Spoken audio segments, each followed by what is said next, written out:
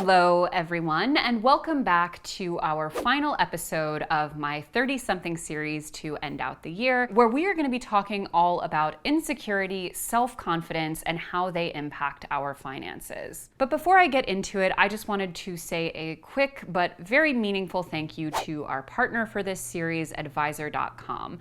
So for those who don't know, we have been creating this series in partnership with Advisor. They are a flat-fee financial advisory service. So I personally have worked with a financial advisor for years, and I am being very sincere when I say it has been a total game changer for my money. Not just because they help you with like how to invest and do all the more sort of high level financial stuff that I don't always necessarily want to expend the brain power to manage myself, but also because they help you just kind of map out your entire life financially. And in the case of, for example, like the election we just went through, one of the first phone calls that we had was with our financial advisor to get as much of a sense as possible of how this impacts our immediate goals, how it impacts, our investment allocations, and all of the kind of really important high-level financial stuff. For a long time, financial advisors were only really available to essentially the really, really wealthy. But now there are increasingly companies like Advisor that offer a much more affordable flat fee model, which means that their advisors work for you and not for commissions, and just make financial advisory much more accessible.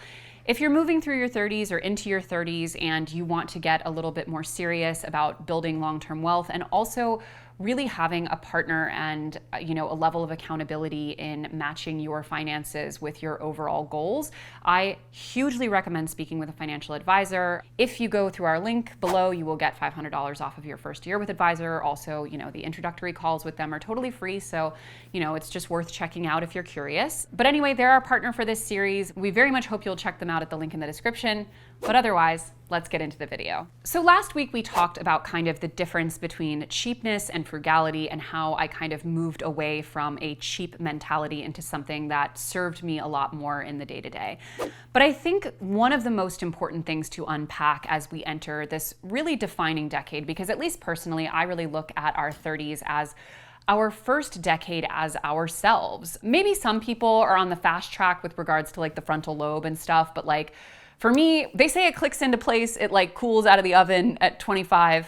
Jury's out for me. I think it was definitely more in my late 20s, but suffice to say, most of us are not going into our 20s. First of all, at the very beginning of our 20s, a lot of us are still in our education, job training, like we're still in many cases living at home. We're very much figuring out our life. We're often in, the wrong relationships, the wrong friendships. Like we're coming out of childhood and adolescence. And as we move through our 20s, like we're figuring things out, we're getting established. For a lot of us financially, it is a time of just getting by and not really being able to plan more long-term. And our 30s for a lot of us is a time when we are able to, we first of all have a higher level of financial freedom to at least, get out of survival mode in some cases. But we also just have the benefit of being more comfortable in our own skin and more sure of who we are and what's right for us. I feel like, especially in younger generations, like aging gets the worst rap. It's always spoken about in these really doomsday terms, and there's such a focus on youth and on anti-aging. But the truth is there are a ton of benefits to getting older, and I already feel as a 30-something who is very much still a young adult that there is just a huge benefit to having that additional level of wisdom, maturity, lived experience. And part of that is financial, because whether we realize it or not, a lot of our worst financial impulses, especially when it comes to things like spending, are often directly tied to insecurity, negative self-image, and a lack of confidence. And a lot of times we tend to think about insecurity really just in terms of our appearance, but I think that's only a very small part of it. And this is definitely not just in our own brains, like this is very much a result of targeted marketing that tells us this, but we tend to have a feeling that we can spend our way into being the kind of person we want to be. And even when it comes to our earning potential, things like imposter syndrome or anxiety around negotiation or lack of confidence in our worth can have huge direct impacts on how much we're able to earn. But ultimately, the good news is a lot of insecurity is entirely a matter of perspective. And for a lot of us, just simply getting older will help reduce some of the worst elements of it. But I think more generally, it's something that we can always be having an ongoing interrogation about, especially when it comes to the kinds of financial decisions it is leading us to make. Starting with number one, insecurity causes you to spend on things to become a different person. As I mentioned, so much of marketing just basically boils down to if you buy this, you will be this. It's the right dress, the right car, the right handbag, the right status symbol that will communicate the kind of value that you want to communicate. It's something that I personally like to call aspirational spending, which basically just boils down to spending on a version of yourself that doesn't exist but you want it to. And this can manifest in a lot of different ways, big and small. For example, aspirational spending could look like buying a pair of jeans that are smaller than what you actually need in the hope that they will someday be your size, instead of practicing self-love and or acceptance and buying the jeans that you actually wear, or what I recommend, buying them slightly too big and getting them tailored to fit you. But aspirational spending can also look like buying a bunch of classic novels that you don't really have an interest in reading, but you think are more impressive and make you look more well-read than the kinds of books that you actually want to read. It can also look like buying a piece of furniture or a clothing item that you saw on an influencer's page, because deep down, buying that one thing will bring you a little bit closer to her lifestyle or what you perceive it to be. Ultimately, as we've discussed many times, the most key indicator for value when you're buying something is cost per use. And the way to ensure that you will have the best cost per use is to buy things that you will actually get a lot of use out of.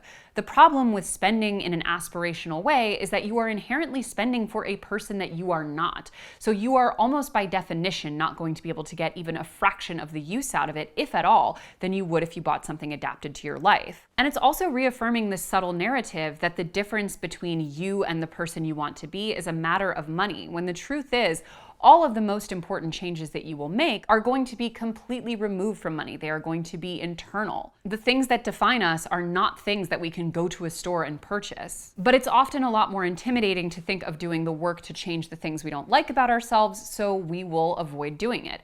Which brings us to number 2, which is that insecurity makes you avoidant with money. So I am speaking as someone who used to be a classic financial avoidant. Like, I would literally not open my bank statements, my collection notices, I wouldn't answer my phone, I wouldn't check my balances before I bought something. Like, I was petrified of looking at my own money because I knew that nothing good was going to await me there. And it just made it into this huge boogeyman that when I finally confronted it, like, I realized, yeah, like, I'm not gonna lie, the first couple times I had to confront my finances when I was getting out of debt were very unpleasant. But after that, it honestly was like something I looked forward to because it felt like it gave me such a sense of control over my life, as opposed to feeling like my decisions were sort of ruling me. But ultimately, feeling insecure about money means that you are almost by nature going to avoid it, because that lack of confidence is subtly telling you that you don't know enough or have enough to make better decisions. And the truth about avoiding your finances is that the only person you're going to hurt in the long run is yourself. Quote, consider the following chart, which shows the investing results of 3 people who make an initial investment of $1,000 and invest $200 per month thereafter. From the time they begin investing until they retire at 67, each earns an annual return of 8% per year.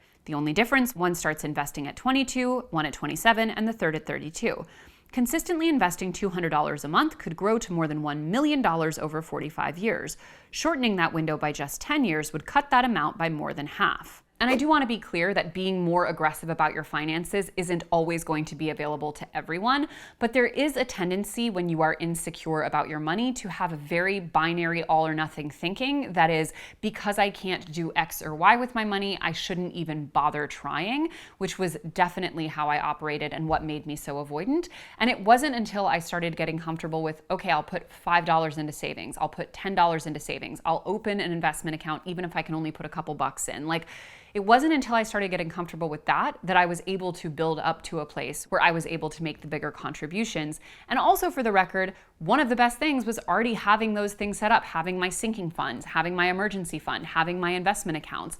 That made it so that when I did have more money, I already had the habits in place. And that is another thing that insecurity will tell you, is that until you're able to do something perfectly, you shouldn't even bother trying, which is bad in every area of life, but especially financially. And similarly with all or nothing thinking, number 3 is that insecurity leads you to comparison, which leads to lifestyle creep. So obviously we are all very familiar with the concept of keeping up with the Joneses, but it's very important to understand that that comes from a very deep sociological reality in the US. It's not to say that other countries don't have this phenomenon, but especially in our particular lifestyle where we have a very competitive individualist version of capitalism, where we are often living in nuclear separated households in areas of suburban sprawl, where not only do you see people's homes, but their cars parked out front and many visible aspects of their lifestyle. And on top of it, we are watching both traditional and social media where we can see the lifestyles of so many other people. Comparing lifestyles becomes an almost direct recipe for lifestyle creep. Quote, the share of households living paycheck to paycheck has grown since 2019. Around 35% of households earning less than $50,000 a year are living paycheck to paycheck, up from 32% in 2019. Higher income households also report struggling, with around 20% of households with more than $150,000 living paycheck to paycheck. And I point this out because we have a tendency to believe that the only reason people are going to be struggling is because they just don't have enough money to get by. And that is true in a lot of cases, but the truth is that many people are struggling who do have more than enough money to get by. They are simply living beyond their means. And in most cases, that is a result of lifestyle creep, which is just the small day-to-day inflation of the things that we feel we need to make us happy, which are heavily influenced by our social groups, by our geographic location, by the people that we're exposed to every day. And ultimately, the only antidote to not feeling that social pressure and lifestyle creep that goes with it is becoming more secure in yourself, your finances, and what is right for you financially. But it's very difficult to do that if you are still battling an insecurity that you are, like we said at the beginning, only essentially as good or as valuable as what you can purchase. But on the more classic insecurity front with regards to our appearance, number 4 is that insecurity gaslights you into thinking you need a miracle remedy. So it's very important to accept that when it comes to our skincare, our beauty, our fitness routines, the dubious concept of wellness, none of these things are going to have a miracle solution. And often the people who we are comparing ourselves to in these spaces literally look nothing like us, have way more money than we do, have maybe full-time staff dedicated to helping them look and feel the way that they do, and are just generally a really poor point of comparison for ourselves. As we discussed on our video essay about you're not poor, you're just broke, so much of what we consider aspirational as it pertains to appearance really just boils down to a combination of genetics and money. Because whether you're putting that into injectables or cosmetic surgery or hair and makeup or personal trainers or dietitians or chefs or whatever you might be putting it into, with enough resources, you can construct a life that is adapted to looking a certain way. The problem is that's not realistic for 99% of the population, and yet that is still the standard that we're being sold. And insecurity leads us to be extremely vulnerable to the constant flood of miracle remedies for every possible physical insecurity. Just one small example, those do this exercise to get a snatch waist videos. Because for one thing, you can't target fat loss. Your body is going to lose weight and fat wherever it wants to, no matter what exercises you're doing. But for another, the key to making exercise gains is repetition over long periods of time and progressive overload, which most of these quick fix format videos conveniently leave out. And lastly, nobody knows what kind of surgery or cosmetic procedures or other enhancements influencers in the fitness or other spaces have had at any given time. Someone might be looking amazing and selling you a makeup product and not disclosing the fact that their actual results came from lasers or injectables. And according to LendingTree, over a quarter of Gen Z and 17% of millennials admit that they are driven by social media influencers to spend money on fitness and nutrition. And 38% of millennials and 41% of Gen Z have been or currently are in debt thanks to fitness-related expenses. And especially in our current era where we're rarely seeing people who haven't been, in many cases, filtered or real-time photoshopped and altered, and it's impossible to really tell what's real anymore, the standards of beauty that we're chasing after are consistently going to be out of our reach and more than they ever have been. And the only antidote to this constant marketing onslaught of miracle remedies for all of our various physical insecurities is to accept that there are no miracle remedies, which usually can only happen once we've come to some level of acceptance about our bodies and our appearances. But to take it away from our bodies and back to our minds, number 5 is that insecurity also robs us of our ability to negotiate. So I say this as a person who once famously accepted a job by saying, I would do this for free. Not negotiating is a huge, huge problem. And as I said in the intro, when you feel things like imposter syndrome or like you're not worthy of your success compared to peers, it easily and directly affects your money, especially when it prevents you from advocating for yourself.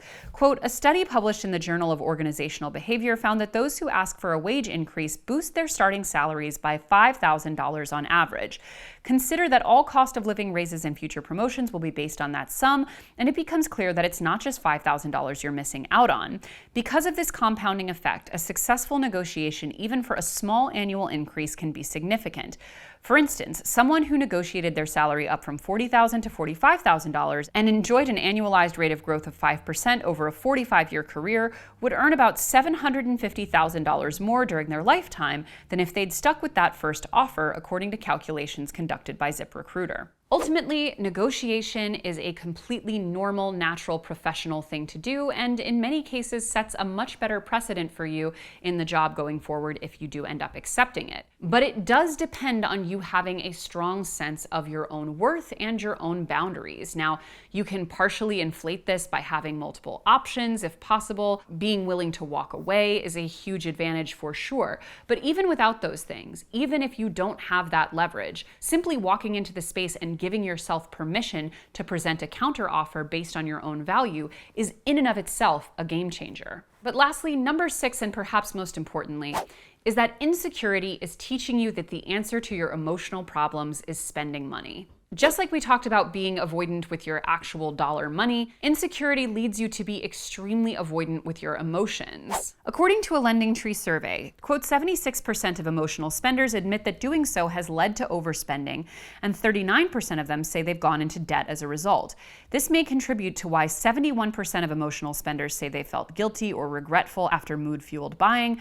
And in addition, 44% say emotional spending has negatively impacted their financial well-being, particularly high among millennials at 54%. It's not just the marketing that tells us that this product or that outfit or this pair of shoes can suddenly turn us into the person that we've always wanted to be, although that is part of it. It's also the fact that just the act of spending money is in and of itself an addicting cycle. It gives us a rush. It makes us feel satisfied and accomplished. It artificially boosts our mood, even if we end up regretting the purchase just a few minutes later. I often think back to a conversation that I had earlier this year for a video essay with Heather Hurst, and you can watch our full interview at the link in our description. But she talked about the fact that we often don't even interrogate when our consumer habits are getting out of control because we've just accepted it as such a natural, frankly entitled part of the American life experience, that we should just be able to spend whenever we want to on whatever we want to, and that it isn't a habit that we need to interrogate in the same way we might interrogate things like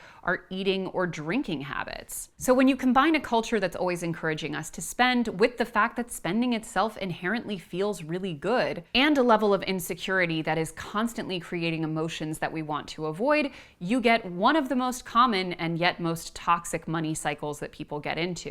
At the end of the day, the answer to insecurity is never going to be something you can buy, with the possible exception of really good therapy. I don't want to dismiss that, and obviously for a lot of us it's going to be an out-of-pocket expense.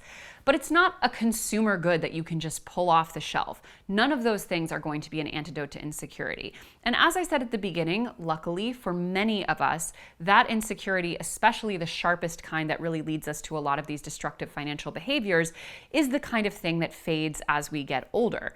But that being said, it's really important to interrogate in all of our financial decisions. Am I doing this from a place of self-knowledge and self-actualization? Is this serving me? Is this intentional and thoughtful? Is this aligned with my longer goals and vision for my life?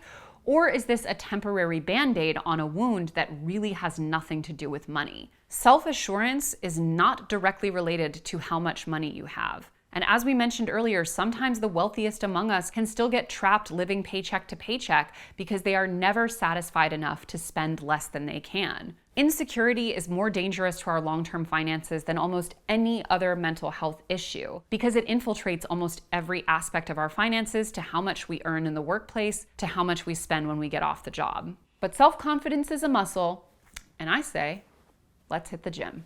See you guys soon.